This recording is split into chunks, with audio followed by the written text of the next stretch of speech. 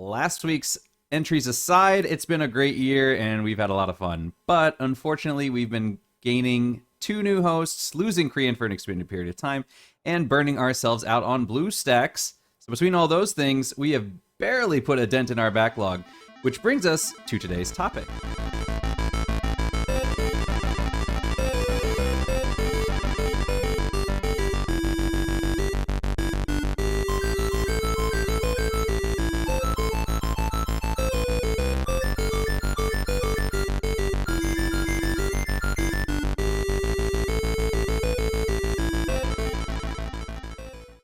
I believe Yeah, Antoine is up next. So, how about you tell us about your game that you're looking forward to playing next year? of course. And I'm up next because there's no one else anyway. So I really want to find some time to play Mountain Blade 2 Bannerlord. And I'm gonna be very obvious there. It's a sequel of Bannerlord of Mountain Blade 1 Warband. Hey, 2 follow 1.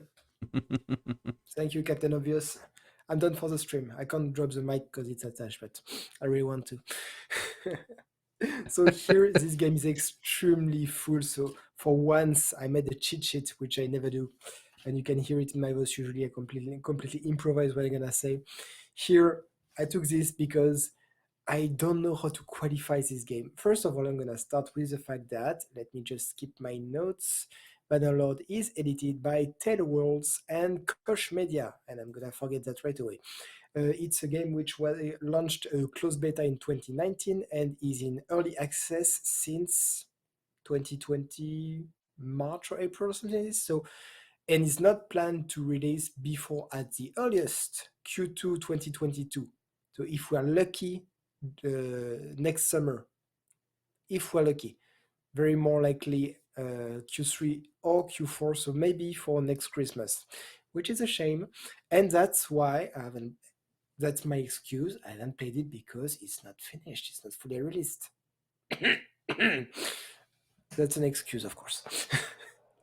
No, I I haven't get played it that as one. well because, yeah, I haven't played it yet because this is an extremely rich game which gonna ask me hundreds of hours. I know it. It's gonna be extremely full because you start. I don't know if I should. Sometimes I'm gonna mention Skyrim because I mean, it looks a bit like it at some point, like Hmm. as you can see in the battles right now. But it's not. It's so different and the same at the same time. I don't know how to qualify it. You start. You are a nobody. You have, I should mention, there's both a campaign and a sandbox part of this game, Mm-hmm. and you have 8 different factions from Mongols, from Russians. You have the Empire with 3 different factions which are more European-like. I think you have one civilization which is more like Arabic, and they have all their own differences. And I don't know anything about the campaign, so I'm gonna talk about the sandbox. Um, that's everything in this game. You start, you are nobody, and you need to go to some village to do some little quest to raise your relationship, and you recruit. So first, as the first things you can recruit people to fight with you. So you start with 1 or 2 guys on horse or on foot, and you go clear some bandit camp. Um, and that's the very beginning of the game. At the end, from what I see, you lead armies on the field, and you are all dressed up with wicked armor, and you can craft your weapons. From what I understand at the moment, I don't know if it will be there for the final release. You can't craft armors, weapons only, and I understand this is kind of cheated in the game at the moment. As long as you know the recipe for the two-handed sword, you can just craft it and sell it for mass amount of money, and you destroy the economy with this. But in there you have this notion of combat, which is a very big important aspect of the game. uh, it's a mix between Skyrim and Total War. I know it's a very weird mix, but you have your allies on the field like in a Total War, but you control your character. You can control it in any way you want. If you want to use a sword, a pole arm, long distance crossbow or whatever. You can choose if you want to be on a horse. So I think the horse is quite compulsory, if I understand. At the beginning, you saw, actually, it just reminds me, I have my cheat sheet, but still I'm watching that. You have tournaments to raise your reputation, to raise your money. Um, so here you start from just having a couple of colleagues to leading armies, and here you have a couple of things which are very important. Is that the economy, you will need money, and you need influence, diplomacy. As I said, there are factions which are kingdoms, and you need to help your kingdom, whichever you choose, to rise and take power and conquer the other civilization, as in civilization, if you will. But it's an action RPG, imagine. So you need to have influence within the court of your kingdom, so that you can influence people. When you take a castle, you can maybe bribe, or with your influence try to earn, to manage the keep, to manage the fief, they call it, or something like this, which include maybe a castle, a village, something like this. And you can assign governors to it. And I forgot to mention, you go from village to village at the beginning of the game. You meet companions in there, which are basically your lieutenants. You can assign them to roles in your armies. They will be your generals. They can be your governors when you have castles. So you have to manage your influence at court to expand your territories. And just saying this, can you imagine how rich this game is? It's really important. Let me check if I missed something. You can craft, you have tournaments, you can recruit your troops, you recruit your generals, your lieutenants, you can craft. I forgot the most important two things. First, with battles, I talked about the battles on a field, like two armies, boom, classic. You also have siege. So I said you can have castles, you have to siege a castle to take it, or you have to defend it. And that's quite what is a big issue they have at the moment. Is AI are even worse than brain dead. They are extremely stupid by putting their one ladder, and with one guy at a time climbing on the ladder, and they are not efficient at all. And you're basically the commander looking like, what the hell are they doing? You're a bit like this, like face palming yourself like this, like, guys, no. um, when you siege a castle, you have artillery action, with trebuchet and is it so, what do you say it in English, a trebuchet? Trebuchet. Catapults, things like this. If you are on the castle walls, you have these big scorpions, like arbalete, like these giant arbalets to shoot enemies.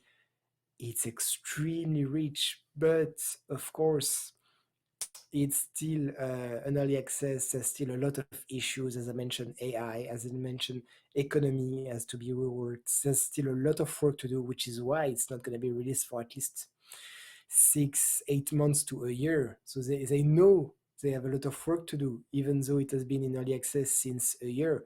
And that's what we talked about before in one of our previous podcasts. It's good, take your time. This is going to be a great game. And take your time to put a little touch to it, which is gonna make it very nice. Right now, here you have character creation on screen. You can create your character, which is excellent again. Um, and yes, I compared it to Skyrim because I quickly looked on the Nexus. If you like to mod your game, there's already hundreds of mods, visuals, tactics.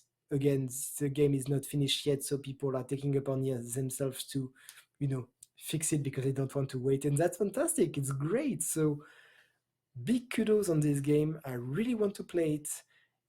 One reason also I haven't played it yet, and I don't know if it's me or if it wasn't finished or not. I think it's just me, but I played the tutorials, and it was extremely hard for me to um, to adapt to the controls. I played with my mouse and keyboard, and I found it super hard for me to simply fight in the tutorial. I just couldn't. It wasn't intuitive for me. I really had big problems with it. I felt like I was moving a giant tanker or a semi truck on the highway. I really had a big trouble with it. So I don't know if it would be better with a pad or if it's just that I didn't assign my keys properly on the keyboard. I don't know. But for me, the tutorials at this time, it just didn't really work and it didn't make me want to go start a game if I can't control my character properly. Again, not sure if it's a game or if it's just me. Yeah, I want to call myself an experienced player, so I have seen quite a lot of controls, so I don't think it's only me. yeah. Well, that was one thing that they were saying with The Witcher 3 was when it came out. Obviously, the previous Witchers had been on PC and then ported to consoles, but Witcher 3 had been designed with consoles in mind, and so it was designed to be played on a gamepad. And some people were saying that the mouse and keyboard controls, as a result, just weren't as good. So I'm looking it up. It says that this game they do plan It's on on, releasing it for console at some point. So it might be one of yeah, those but I think things. it's Windows only, huh? At least at Currently, first it was PC yeah, they because don't do it's early access on consoles. So let's see. It again for says people out there. You like Skyrim on console? You never played Skyrim because you have to play on computer with some mods. yeah, with the mods. That's the thing. You But haven't played yeah, Skyrim until you played with mods. yeah. So here it says, let's see. Mountain Blade 2 And take it Bannerlord from was officially someone. confirmed to be coming for consoles, though it is presently unclear whether that means next gen only or not, in addition to PC. So it is coming to consoles. So it might be one of those things where they thought, you know what, most PC players have a gamepad, and if we're going to release it on console, it's going to have a gamepad. So let's just design it with gamepad in mind from the get go and save ourselves a lot of Possible, trouble. but I'll very likely I'll just retry when it's the official release is there. So I'll see if I can control it. I'll put a pad, but I don't have. I don't know. I never played really much with a pad on my computer. Usually I use my PlayStation pad, and I don't feel it very adapted to it. I see a lot of people use the Xbox pad. Maybe that's maybe something I should invest in. It's When I'm on my entirely computer, I like my mouse and keyboard. yeah. It's entirely up to preference. I like symmetric controls. I know some people like the asymmetric. It depends on how you hold your controller. So That really depends on the game. Like for instance, the Tales of, like the Berseria, I have to play it on a pad because you can't, even if it's on Steam on computer, playing with mouse and keyboard the Tales of course, it's not gonna work. yeah, So it really depends on the game, and I'm not sure if yet if it was just me or maybe just the game, but it's something to try again. And again, I'm extremely hyped with this game. Extremely scared of the amount of time I'm gonna put into it once I know how to manipulate this.